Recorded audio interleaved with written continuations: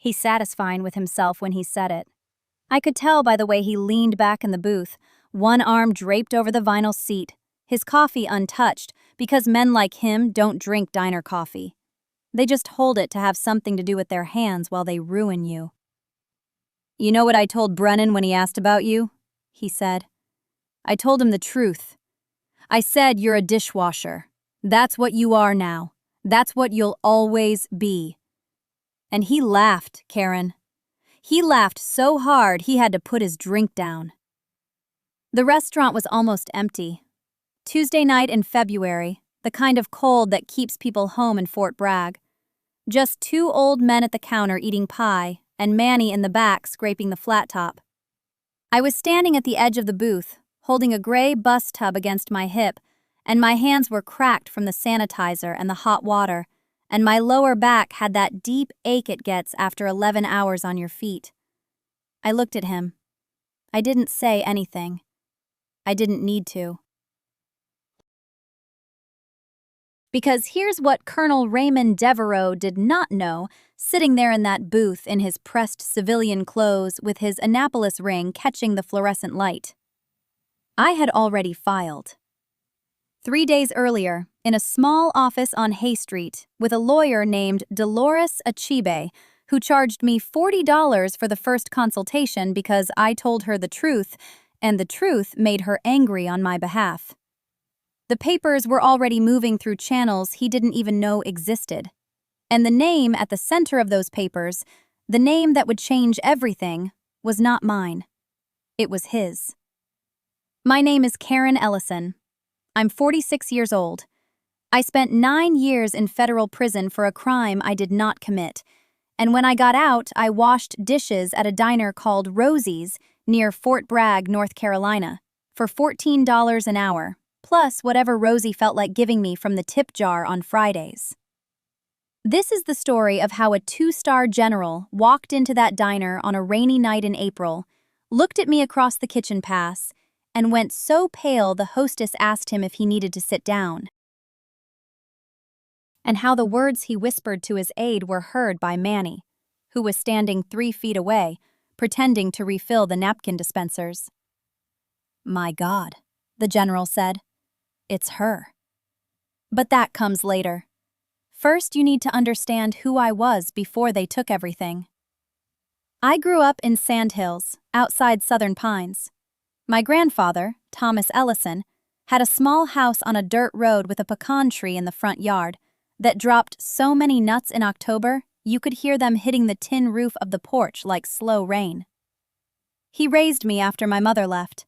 He'd been a staff sergeant in Vietnam, came home with a Purple Heart and a limp he never complained about, and a way of looking at you that made you feel like the only important thing in the room. He taught me to shoot when I was 9, taught me to read a topographic map when I was 11, taught me that silence was not weakness. That was his phrase, the one he said so often it became the wallpaper of my childhood. Always there, so familiar I stopped noticing it until much later when I needed it most.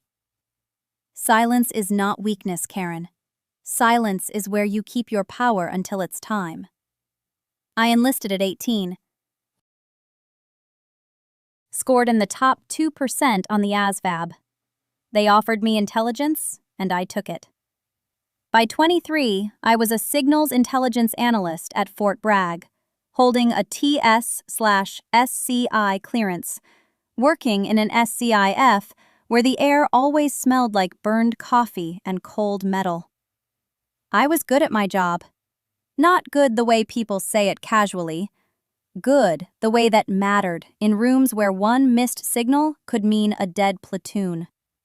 I could sit in front of intercept data for 14 hours and find the one anomaly, the one frequency shift, the one pattern that didn't belong. My supervising officer, a quiet major named Hendricks, once told me I had the best pattern recognition instinct he'd seen in 20 years. He wrote that in my evaluation. He signed it. That evaluation would later disappear from my personnel file as if it had never existed. I was also 5'4", 120 pounds, and I wore my hair in a regulation bun so tight it gave me headaches by noon. I had a small scar on my left temple from a car accident when I was 16, a half-moon shape that turned white in winter. I smiled easily. I laughed at Manny's jokes. People who met me at Rosie's, years later, covered in dish steam with my sleeves rolled up, never would have guessed that I once briefed a colonel on enemy communications networks in a room where everyone else had at least a decade more service than I did. They saw a quiet woman with tired eyes and rough hands. They saw what Raymond Devereaux wanted everyone to see: a dishwasher, a nobody, a woman who had already been erased. What they didn't see was the box under my bed in the studio apartment on Sycamore Street. A fireproof lockbox, the kind you buy at the hardware store for $40. Inside that box were 217 pages of documents, letters, hearing transcripts, and one sworn affidavit from a man who was dying of pancreatic cancer and had decided, after 16 years, that he was more afraid of God than he was of Raymond Devereaux. That box was my silence, and my silence was not weakness. My name is Claire Mousseau, and I need to tell you who I was before they unmade me. I grew up in Harpers Ferry, West Virginia, in a house that leaned slightly to the left, as if the whole structure was tired of standing. My grandfather built it in 1961 with lumber he milled himself from black walnut trees on the back slope. The floors were uneven, the kitchen window didn't close all the way in summer. But it was ours, every warped inch of it, and my grandfather kept it the way he kept everything in his life, with patience, with silence, and with hands that never stopped working. His name was Everett Mousseau. He'd served in Korea, came home with a piece of Chinese shrapnel lodged 2 centimeters from his spine, and never mentioned it unless a doctor made him. He worked 31 years at the paper mill in Martinsburg, retired on a Friday, and spent Saturday morning rebuilding the porch railing because he said a man who stops using his hands starts dying from the fingers inward. He was not a warm man in the way people expect warmth. He didn't hug me often. He didn't say he loved me in those words. But every morning before I walked to school, he would stand at the kitchen door and say the same thing, the same 6 words. And I carry them now the way some people carry prayers. He would say, "You know what you're worth." Not a question, a statement. Like he was reminding me of something I had already proven. I was 9 years old when I first understood that he meant it not as encouragement, but as a warning. Because the world, he believed, would spend its entire energy trying to convince you otherwise. He was right. I joined the Army at 19, not because I wanted to fight, because I wanted structure, and because the recruiter at Shepherd University's career fair was honest with me, which was more than I could say for most adults at the time. He told me the work would be hard, the pay would be modest, and nobody would care how smart I was until I proved it under pressure. That sounded like home. I tested into signals intelligence. My scores in pattern recognition and linguistic analysis were high enough that they moved me from the regular pipeline into an accelerated track at Goodfellow Air Force Base in San Angelo, Texas, where I spent 11 months learning to listen to things most people would never hear. Encrypted transmissions, fragmented battlefield chatter, the tiny pauses between words where the real meaning hides. I was good at it, not because I was brilliant, though my instructors said I was, because I was patient, because I had spent my childhood in a quiet house with a quiet man, and I understood that silence has architecture. It has floors and walls. It has rooms you can walk through if you know where the doors are. By 23, I held a TS/SCI clearance and was stationed at Fort Meade, Maryland, working in a unit whose official name was so bland it could put you to sleep. Signals Analysis Support Element. We called it the basement because that's where our office was, and because nobody above ground wanted to know what we did until they needed it badly. I was 5'4", 118 pounds. Brown hair that I kept short because it was easier under a headset. A scar on my left wrist from a childhood accident with a hay rake. I did not look like someone who could disassemble a foreign government's communication relay architecture. I looked like someone you would ask to hold your coat. That was useful. In my 7 years of active service, I deployed 3 times, twice to Afghanistan, and once to a location I am still not permitted to name. During my second deployment, I identified a pattern in insurgent radio traffic that led to the interdiction of a weapons convoy in Helmand Province. 14 Marines came home from a patrol that would have killed them. I received a commendation letter from a brigadier general named Lyle Odom. The letter was 1 page. It said, in part, that my analysis demonstrated exceptional acuity and professional dedication of the highest order. I kept that letter in a folder. Later, when I needed it, it would be in the lockbox on Sycamore Street. But I want to tell you about my knee, because the knee is where Raymond Devereaux enters this story. During my 3rd deployment, I stepped wrong coming off a helicopter in a forward operating base. Torn meniscus, right knee. It sounds small. It was not small. The surgery was done at Landstuhl in Germany, and the recovery was supposed to take 8 weeks. It took 5 months because of an infection that nobody caught until my knee swelled to the size of a cantaloupe, and I couldn't walk to the latrine without holding the wall. I was medically separated, honorable discharge, full benefits, a handshake from my commanding officer who told me the unit wouldn't be the same without me. He was being kind. The unit replaced me in 11 days. I came home to West Virginia in October. The leaves were turning on the ridge above Harper's Ferry, red and gold against a sky so blue it looked painted. My grandfather was 81. He was slower. His hands shook when he poured coffee.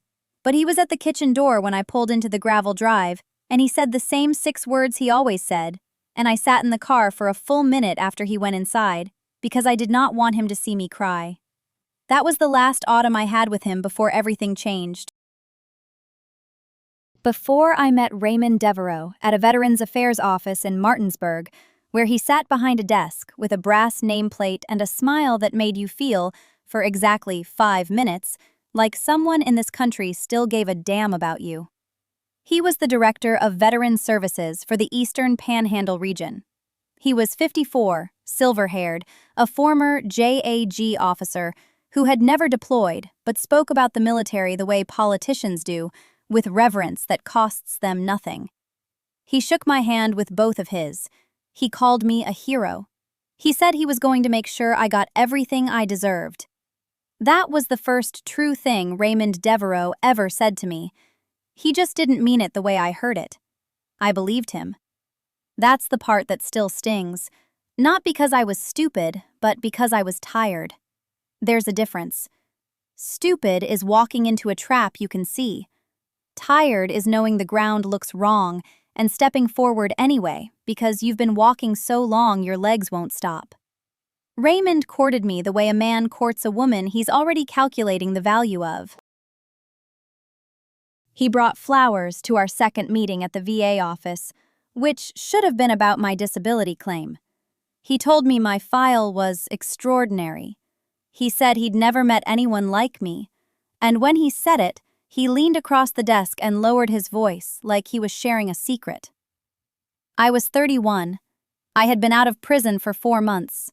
I had a felony on my record for something I did not do, a body that still woke up screaming at 2 a.m, and a grandfather who was the only person on earth who touched me without wanting something in return. Raymond Devereaux looked at all of that and saw opportunity. We were married within a year. Grandpa Henry didn't come to the ceremony. He said he had a doctor's appointment he couldn't move. I found out later he'd sat in his truck in the parking lot of the Shepherdstown courthouse the whole time, engine running, waiting to see if I'd walk out.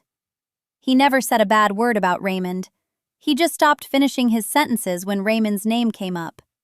He'd start to say something, then look out the window, then say, "Well, you know what you're doing." I didn't. The first time Raymond took credit for something of mine, it was small enough to miss. I had written a proposal for a peer support program for female veterans in the region, women coming home to nothing, no services, no housing, no one who understood what they'd been through. I wrote it on our kitchen table in Martinsburg over 3 nights, while Raymond watched baseball in the next room. 14 pages, budget included, contact list for every women's shelter from Charlestown to Cumberland. I printed it and left it in a folder for him to review because he said he'd present it at the regional meeting in Morgantown. He presented it, under his name. I found out because a woman from the state office called the house to congratulate him. She said, "Your husband's proposal was the highlight of the meeting." She said they were going to fund it. I stood in the kitchen holding the phone, and I could hear Raymond's car pulling into the driveway, and I thought, he forgot to add my name. That's all. He forgot. I asked him about it that night. He was loosening his tie in the bedroom, that slow, deliberate way he had, like every motion was a performance. He said, "Ellie, come on. You know how these things work. My name carries weight in that office. Yours doesn't. Not yet." He said it so gently. He said, "I'm building something for both of us." That was the first time. The second time was the house. We bought a place outside of Shepherdstown, a 3-bedroom stone cottage on 2 acres with a creek running behind it. I put down the entire payment.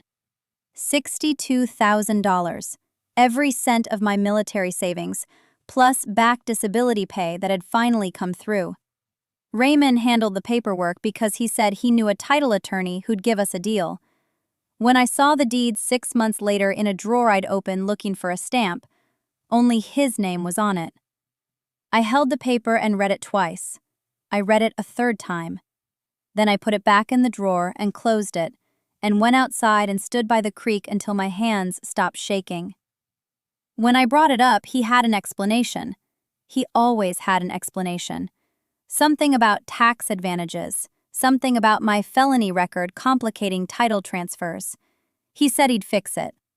He said it with that same gentle voice, the one that made you feel like you were being unreasonable for asking. He never fixed it. The third time was public. We were at a Veterans Day dinner at the American Legion Post in Martinsburg, November 2019. Raymond was at the podium giving a speech about service and sacrifice. He was good at speeches. He had a way of pausing after certain words, letting them hang in the air like they meant something. He talked about the men and women who had given everything. He talked about his own years in the JAG Corps as though he'd been in the desert instead of an office in Alexandria. And then he told a story about a soldier who had saved 3 lives under fire in Kandahar, who had come home broken but unbowed, who represented the best of what this country produces. He told my story. He didn't use my name. He said, "A veteran I had the honor of helping through our program." He said it like I was a case file, like I was something he had fixed. I was sitting at table 6 with a paper plate of lukewarm brisket and a plastic cup of sweet tea.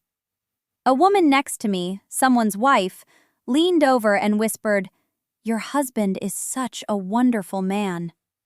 I smiled. I said, "Yes, he is." That night, I sat in our bathroom with the door locked and the fan running so he couldn't hear me, and I pressed a towel against my face and cried until my ribs hurt. I cried for the woman in Kandahar who had dragged Marcus Webb through the dust with one hand while firing with the other. I cried for the woman who had sat in a cell for 11 months for a crime she did not commit because the evidence had been mishandled and no one cared enough to look twice. I cried because my grandfather was getting thinner every month and I couldn't tell him the truth because the truth would break his heart, and his heart was the only good thing I had left. The fourth time was the worst because it was the quietest. Raymond came home one evening in March 2020, just before the world shut down, and told me he'd been offered a position with a defense consulting firm in Arlington. Good money. Real money. He said, "This changes everything for us, Ellie." He was excited the way a boy is excited, pacing the kitchen, gesturing with his hands. I asked him how he got the connection. He paused. Just half a second, but I'd been trained to notice pauses. He said a colleague had recommended him based on his understanding of veteran transition issues. I found the email chain a week later. He'd sent my service record, my commendations, my operational history to the firm's recruiter as a sample case study for his consulting pitch. He'd redacted my name, but left enough detail that anyone with a security clearance could identify me. He had used my classified service history to sell himself to a private company. I didn't confront him. Not that time. I sat at the kitchen table where I'd written that proposal 2 years earlier, and I looked at my hands, and I thought about what Grandpa Henry always said. Water doesn't fight the rock, Ellie girl. I was the water. I had been the water my whole life. But even water, given enough time, finds the crack. The crack came on a Tuesday in November. Not with a bang, not with a fight. It came with a voicemail from a number I didn't recognize, and a 7-second pause before anyone spoke. The message was from a paralegal at the VA's Office of Inspector General. She said my name carefully, like she was reading it for the first time, and asked me to return the call at my earliest convenience regarding a matter related to my service file and its potential unauthorized disclosure. She left a case number. She thanked me for my service. The voicemail ended.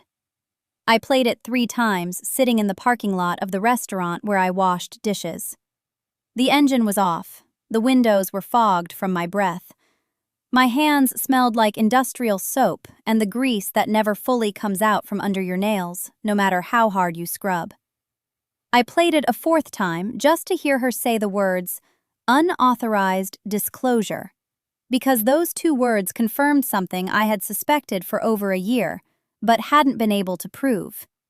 Someone else had noticed what Marcus did with my file. I didn't call back that day. I drove home. I showered.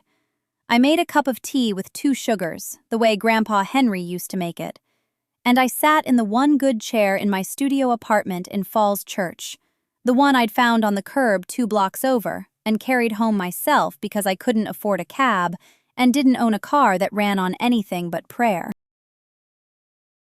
I sat there and I thought.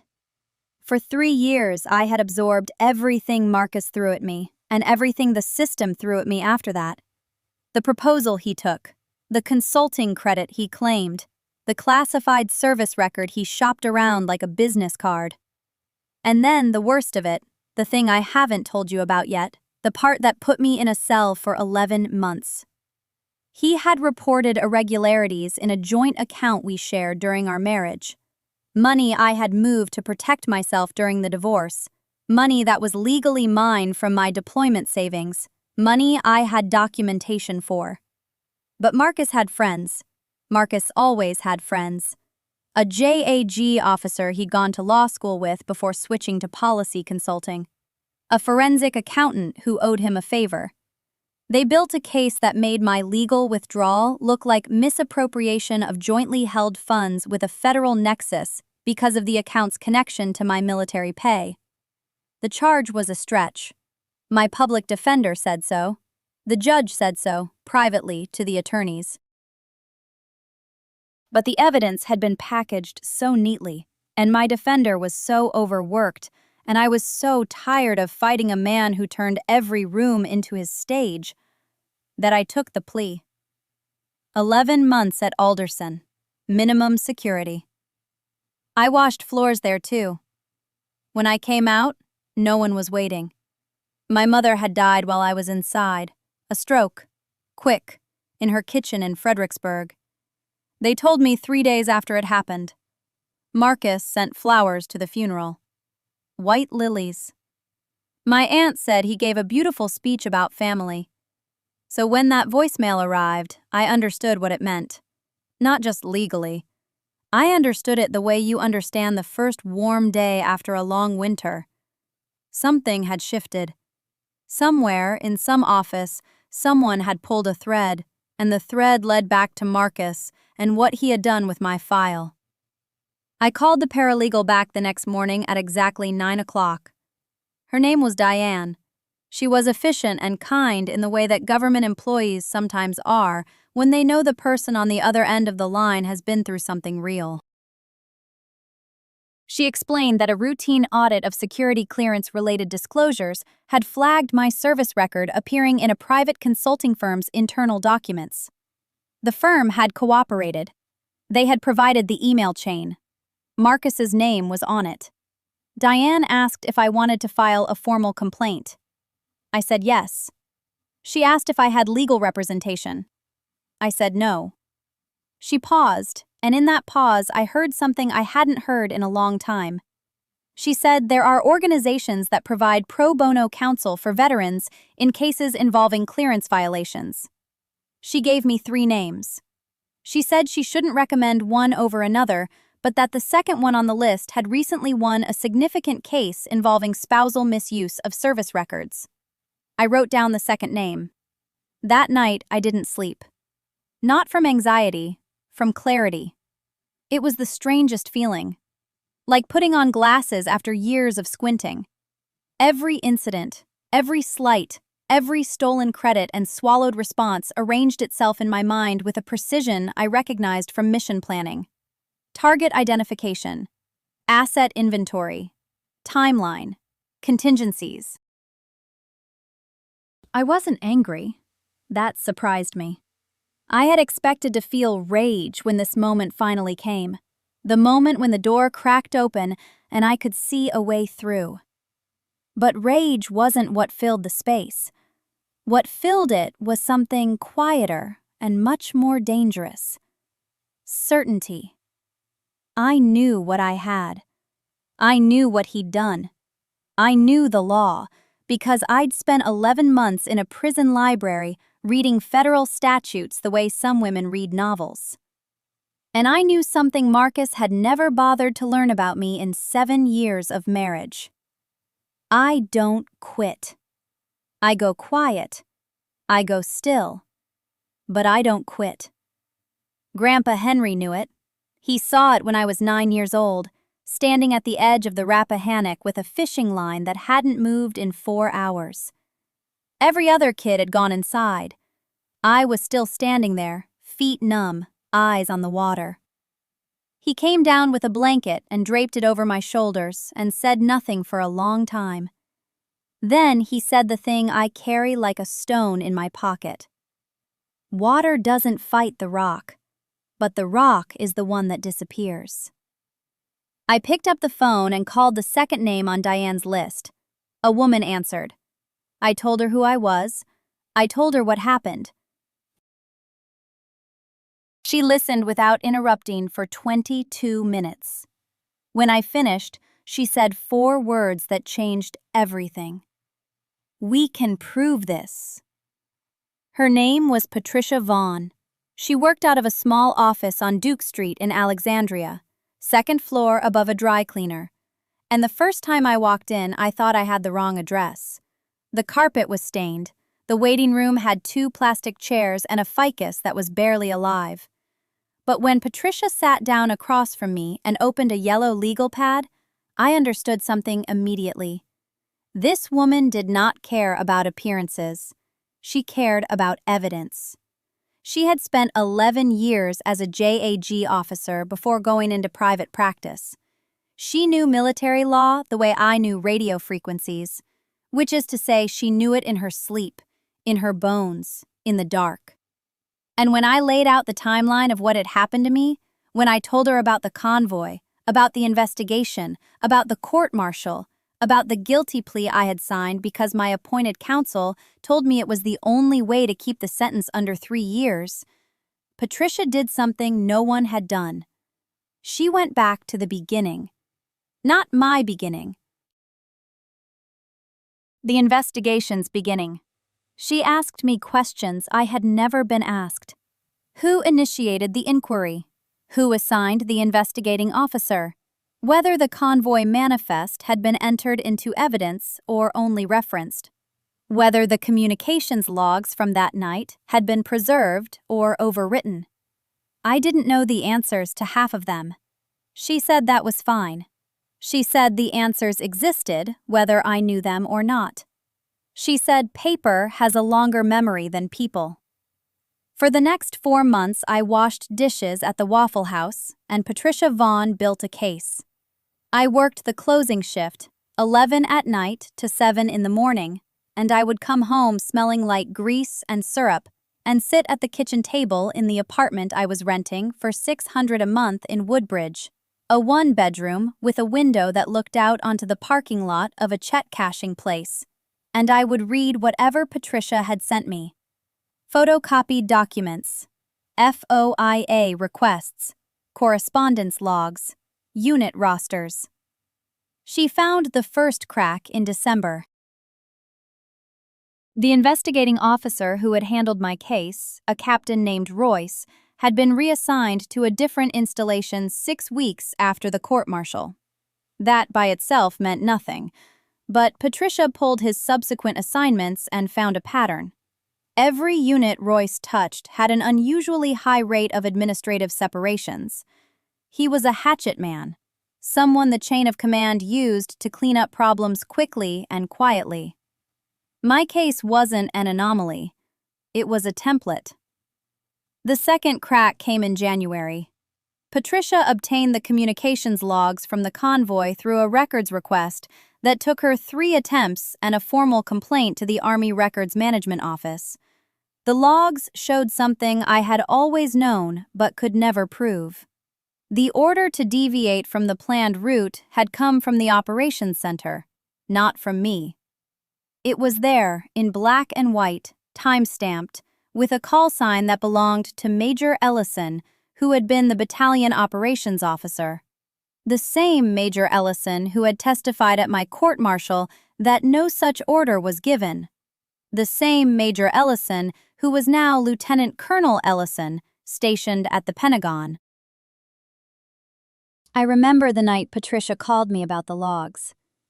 I was standing behind the dish pit at Waffle House, hands raw from the sanitizer solution, and my phone buzzed in my apron pocket. I stepped outside into the cold. January in Northern Virginia, that kind of cold that sits on your chest. She read me the relevant entry. She read me the timestamp. She read me Ellison's call sign. And I stood there in the parking lot under a sodium light with my breath coming out in clouds, and I felt something I hadn't felt in years. Not joy, not triumph, just the ground becoming solid under my feet again. Just the feeling of standing on something real after years of standing on nothing. Patricia told me not to tell anyone. Not Diane, not Marcus at the Waffle House. Not the woman at my church who had been kind to me. She said the moment we showed our hand was the moment the machinery would start working against us again. She said we had 1 chance to do this right and 0 chances to do it twice. I understood. I had spent years in signals intelligence. I knew what operational security meant. I knew how to hold information close and move without drawing attention. So I kept washing dishes. I kept showing up at 7 in the morning with my hands cracked and my back sore, and I kept saying, "Yes, ma'am," and "No, sir," and I kept my face perfectly still. The morning manager, a woman named Tina who was 23 and already exhausted by life, sometimes looked at me sideways. She told me once that I was the calmest person she had ever met. She said it like it was strange. I told her I just liked routine. What I did not tell her was that underneath my calm, there was a clock ticking. Patricia was filing motions. Patricia was building a record. Patricia was reaching out to 3 other soldiers who had been processed by Captain Royce, and whose cases showed similar irregularities.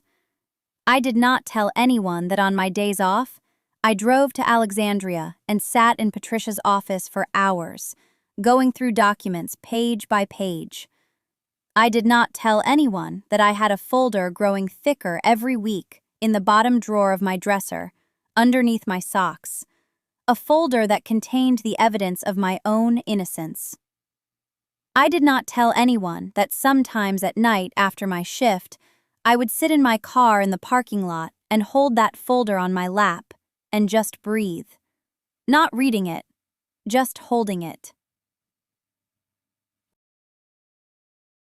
Feeling its weight, knowing it was real. Ellison got promoted again in March. I saw it in the Army Times online. There was a photo of him shaking hands with a 2-star general at a ceremony. He was smiling. Clean uniform, perfect teeth. I looked at that photo for a long time.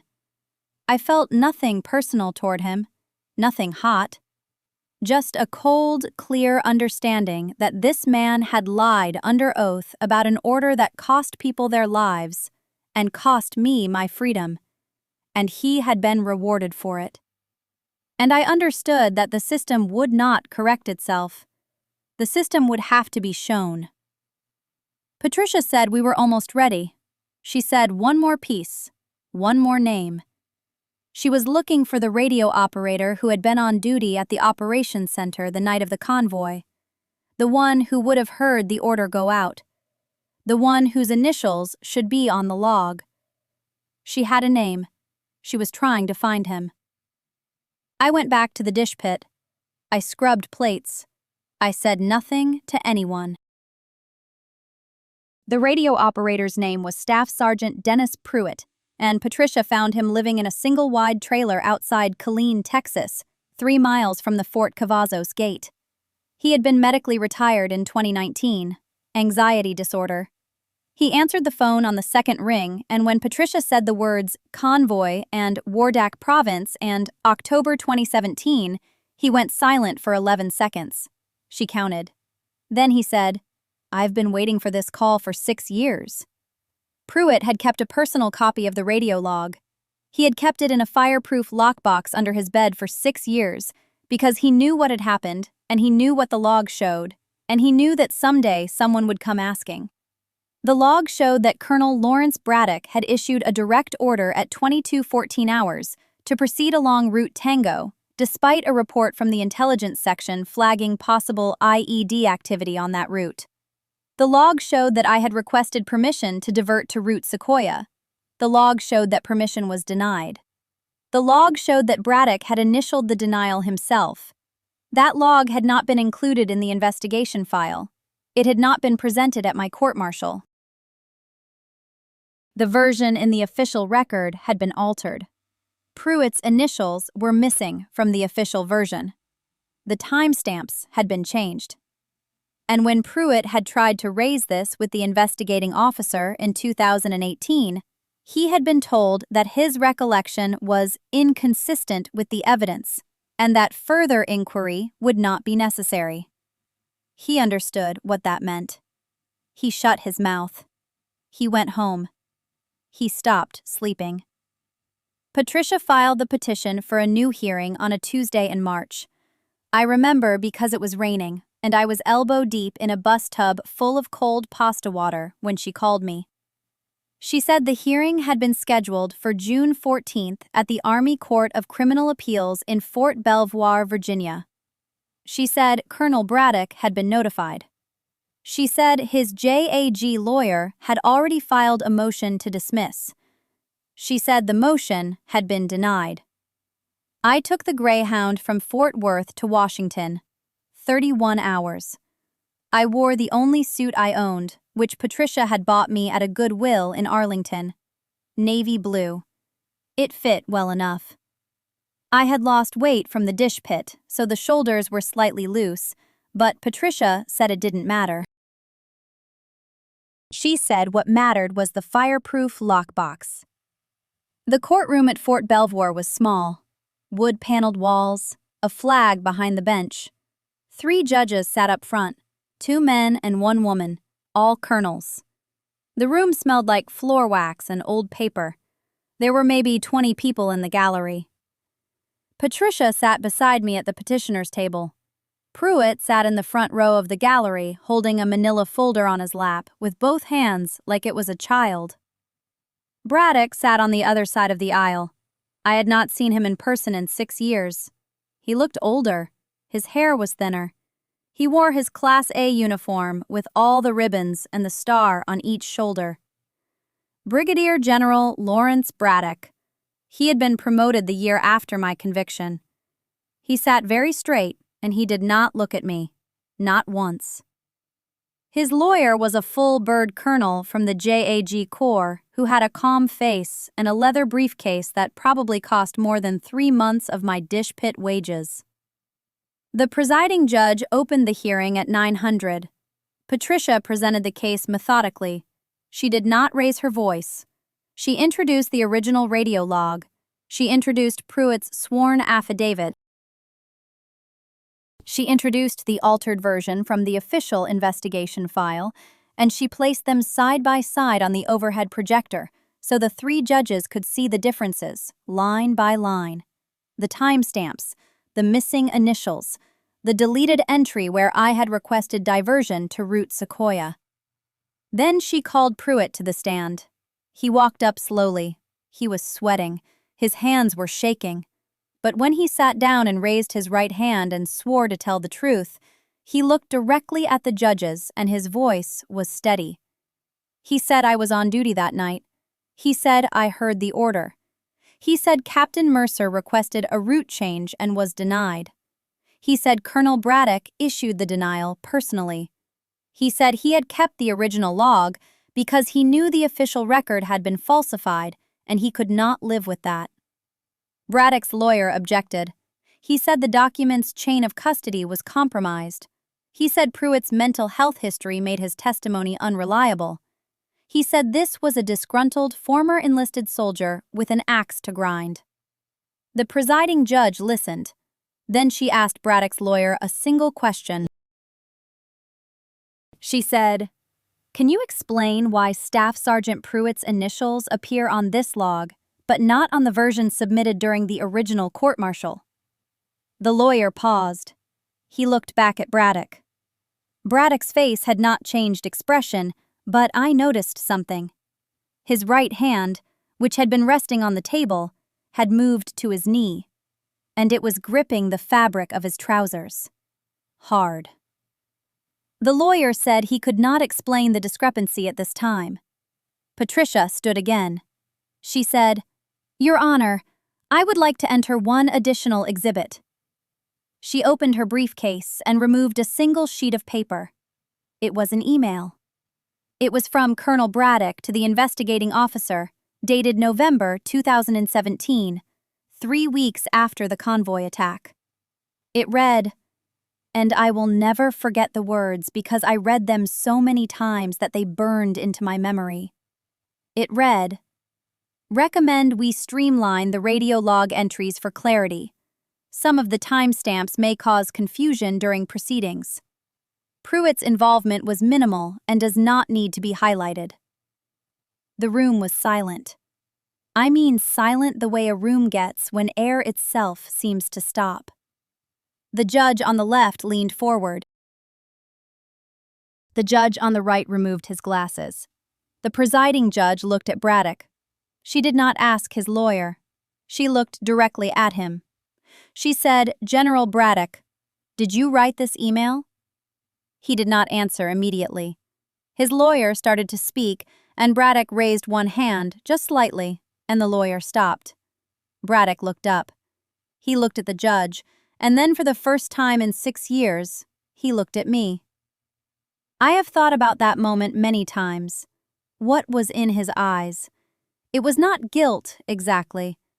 It was recognition. It was the face of a man who has been standing on a trapdoor for 6 years and has just heard the bolt slide. He looked at me and I saw the exact instant he understood that the woman in the Goodwill suit at the petitioner's table was not the woman he had buried under paperwork and prison time and silence. He went pale. Genuinely pale. The color left his face the way water leaves a drain, and he said very quietly, almost to himself, "My God." I did not react.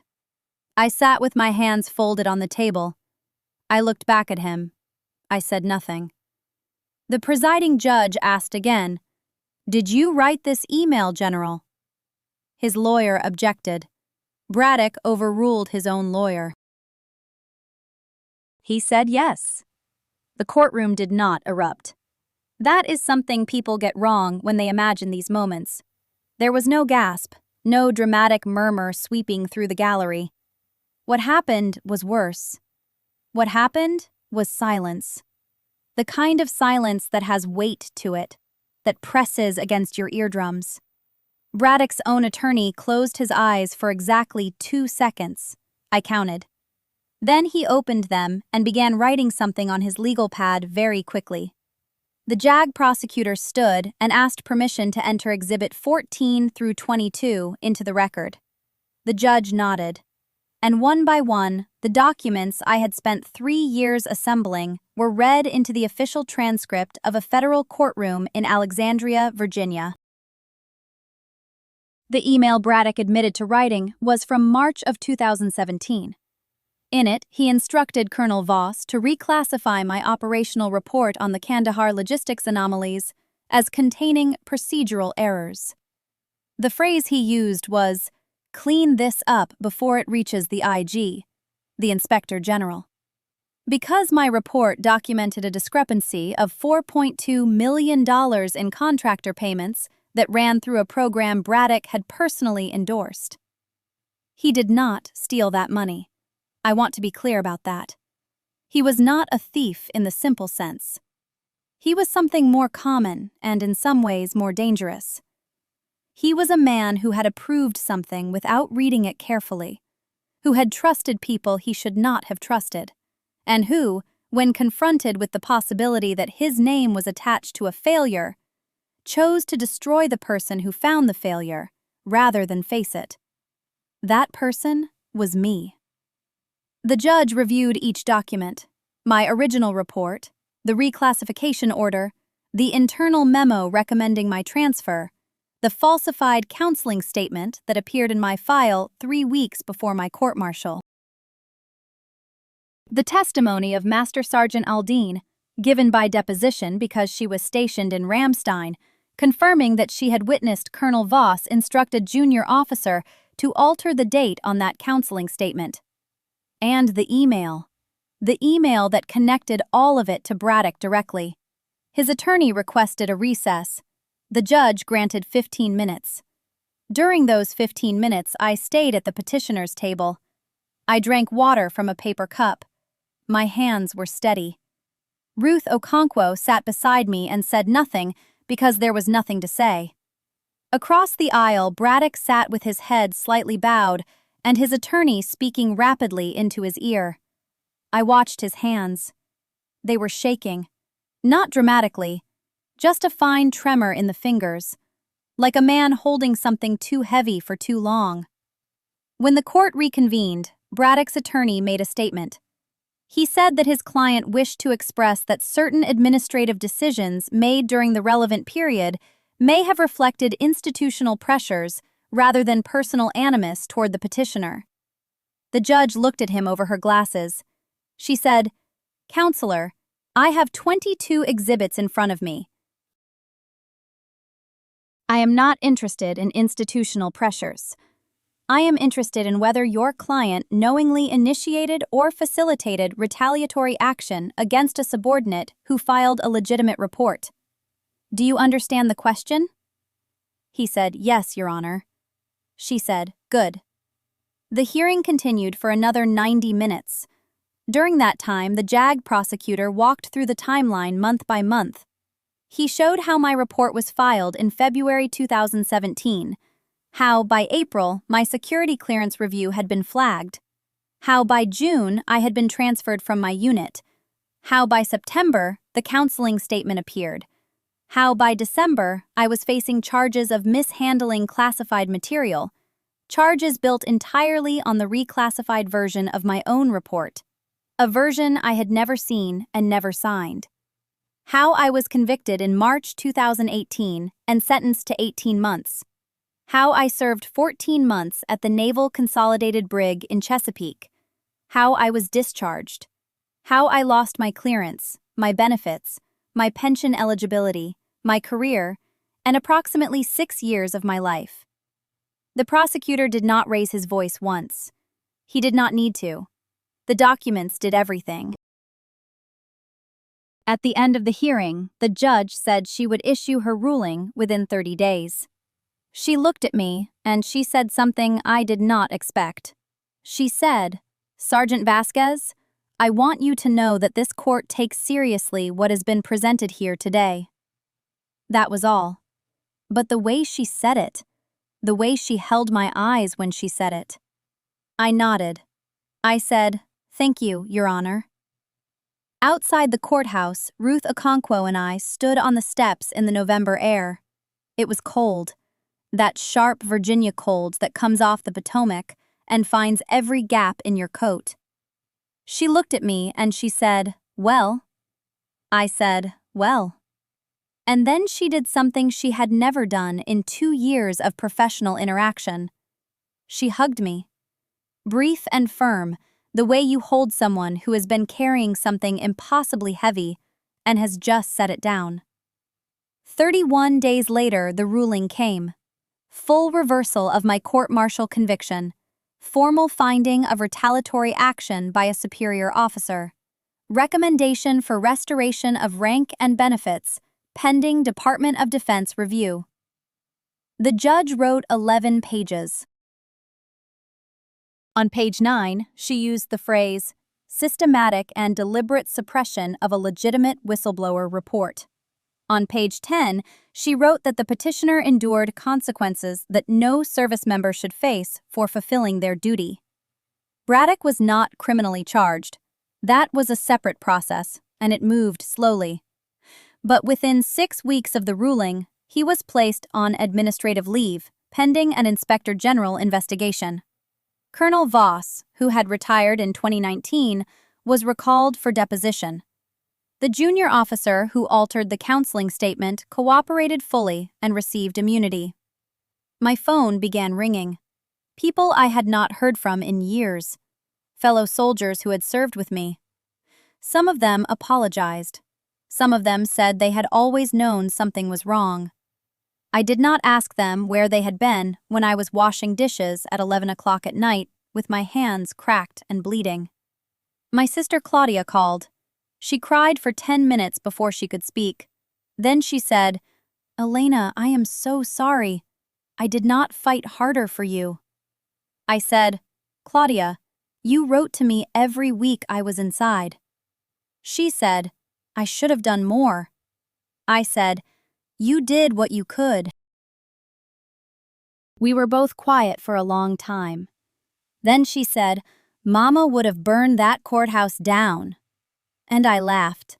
For the first time in months, I laughed, and it sounded real. One call I did not receive was from Braddock. He did not apologize. He did not reach out through his attorney. He said nothing publicly. I learned later from Ruth that his position was that he had acted within his authority and that any errors were the result of subordinates exceeding their instructions. The emails contradicted this entirely. But that was his position, and he held it the way a man holds a shield over his head while the roof comes down. I think about Sergeant Major Dominguez often. More often than I expected I would. Not every day, but close to it. He died 14 months before I got out of Leavenworth. Pancreatic cancer. Claudia told me in a letter she wrote on yellow legal paper because she had run out of stationery. She wrote it simply, "Elena, he is gone. He went on a Tuesday morning. The sun was out. His daughter was holding his hand." I did not cry when I read it. I sat on my bunk, and I held the letter against my chest and I breathed. That was all I could do. In prison, you learn to grieve without sound. Because sound invites questions, and questions invite attention, and attention invites trouble. So I grieved him silently in a concrete room, and I thought about the last thing he ever said to me in person. It was at Fort Hood. I was 29. I had just been passed over for a position I had earned, and everyone knew I had earned it, and no one had said a word. I was sitting on a bench outside the motor pool, staring at nothing, and Dominguez walked up and sat down next to me. He did not ask me what was wrong. He did not tell me it would be okay. He said, "Elena, the people who underestimate you are giving you the only advantage that matters." And then he said something I did not fully understand until I was standing in that courthouse lobby in Killeen with Claudia laughing about our mother burning things down. He said, "Do not spend your anger. Invest it." I thought it was just a tough guy line, a thing senior NCOs say to junior soldiers to keep them focused. But he meant it literally. He meant that anger is capital, that most people spend it the moment they feel it and it buys them nothing. A shouting match, a slammed door, a resignation letter written at 2 a.m. Gone. Vapor. But if you hold it and you let it sit and you let it accumulate interest over years, then when you finally deploy it, the return is extraordinary. I invested mine for 11 years. 4 in uniform watching Braddock take credit for work I had done. 2.5 in a courtroom where a military judge would not look me in the eye. 4.5 in Leavenworth washing trays and mopping floors and reading law by flashlight. And then 8 months at Rosalinda's, scrubbing carbon off sheet pans and saying "yes ma'am" and "no sir" and keeping my head down while the pressure built behind my sternum like water behind a dam. Dominguez would have understood the Killeen hearing. Not the legal strategy. He was not a legal mind. But he would have understood the silence. The way I sat in that chair and let the evidence speak. The way I did not raise my voice when Braddock's name was read into the record. The way I watched Captain Torres go pale without saying a single word to him. Dominguez would have leaned over and said, "Good." Just like that. Good. I wish he had been there. I wish he had seen it. That is the honest, selfish truth of it.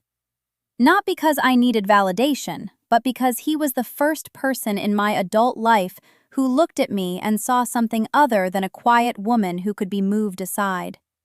He saw the quiet, and he understood what lived underneath it. And he never once told me to be louder. He told me to be patient.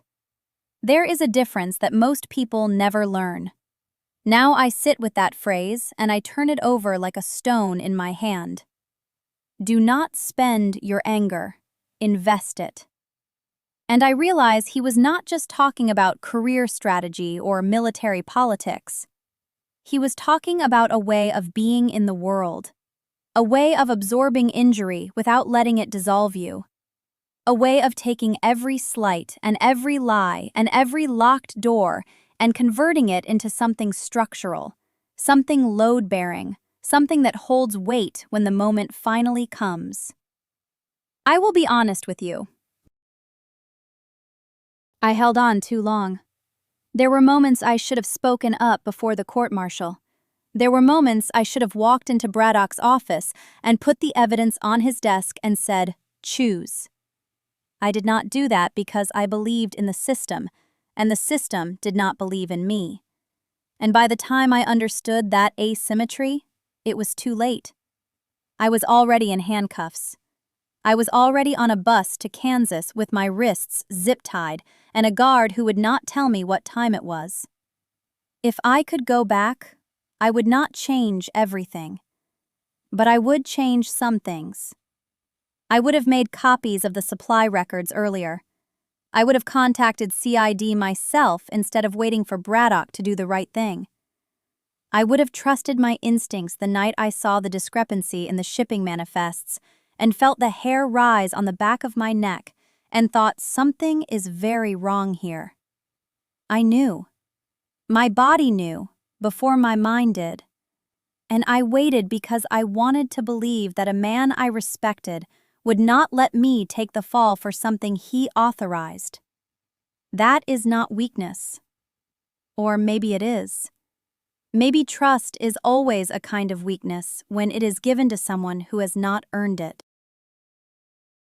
But I do not think Dominguez would call it weakness.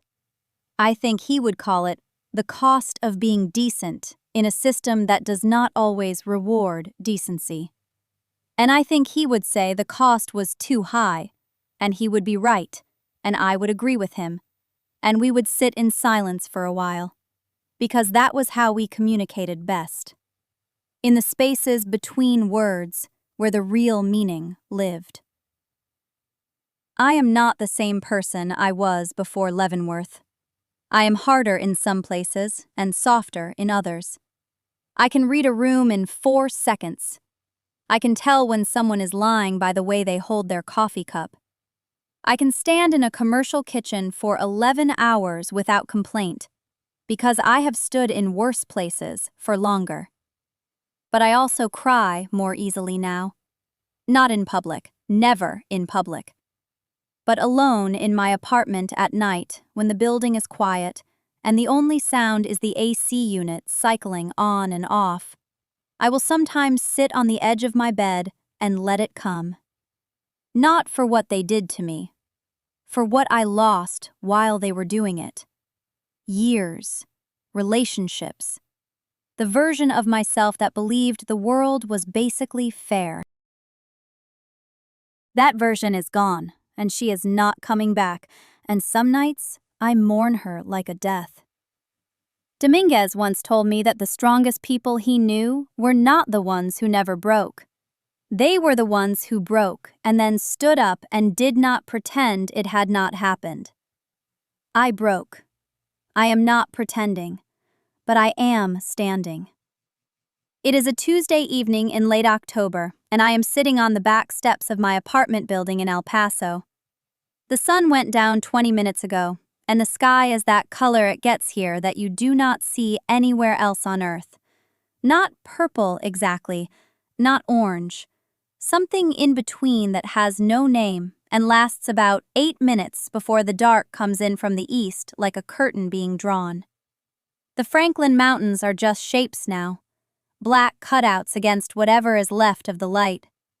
There is a smell of creosote and cooling asphalt, and somewhere in the complex someone is grilling carne asada, and the smoke drifts across the parking lot in thin blue threads.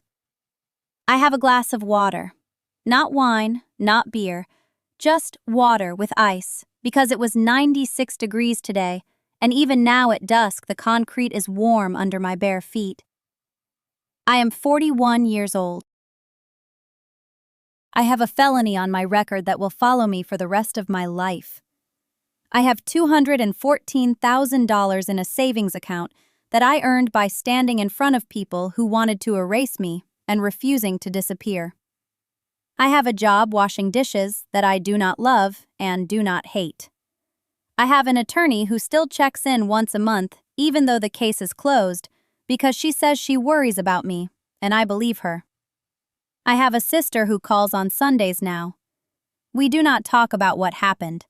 We talk about her daughter's soccer games, and whether it is going to rain, and what she is making for dinner. These are small things. They are not small to me. I think about Dominguez almost every day. Not in a sad way anymore.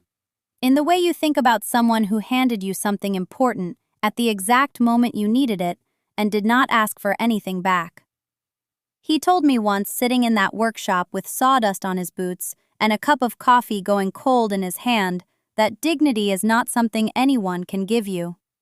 He said people will try to give it to you like a gift, and they will try to take it away like a punishment, and both of those things are lies. He said dignity is a decision you make every single morning when you put your feet on the floor and face whatever is waiting. He said it quietly, like it was not a big statement. Like it was just obvious. I did not understand it then. I was 23, and I thought dignity was something you earned through rank and performance evaluations and service records. I thought it was external, something pinned to your chest. I understand it now. It is a decision I make every morning when I put my feet on the floor in an apartment that smells like dish soap and the lavender plant I keep on the windowsill that refuses to die no matter how much I neglect it. It is a decision I make when I walk into that kitchen and tie on the apron and turn on the water and start. Not because the work is noble, not because I have something to prove, because I am here, because I survived. Because surviving is not a passive thing. It is something you do with your hands and your spine, and the stubborn animal refusal to let someone else's cruelty be the last word in your story. General Whitfield retired 6 months after the hearing. There was no ceremony that I know of, no parade. He just stopped being a general and started being a man in his 60s with a pension and a record that now includes a congressional reprimand and an inspector general finding that uses the word systemic 4 times in 11 pages. I do not know what he does with his days. I do not think about it often. When I do think about it, I feel something that is not satisfaction and not anger and not pity. It is closer to exhaustion. The exhaustion of having carried someone else's failure for 15 years and finally setting it down and feeling how tired your arms actually are. The sky is almost dark now. A few stars are showing up. Somewhere a dog is barking in short, rhythmic bursts like it is trying to make a point. The ice in my glass has melted and the water is warm, and I drink it anyway because water is water and thirst is thirst, and not everything needs to be perfect to be enough. I want to say something to you. Not advice. I do not give advice. I do not know your life or your situation or what you are carrying or how long you have been carrying it. But I know what it feels like to be in a room where everyone has decided who you are and none of them are right. I know what it feels like to be quiet so long that you start to wonder if your voice still works. It works. It still works. I know because I wondered the same thing, and then one day in a courtroom in Washington, I opened my mouth and everything I had been holding came out steady and clear and true, and it filled that room like water filling a glass. Not because I was brave, because I was done. If you are not done yet, that is fine. You will know when you are. It is not a decision you make with your head.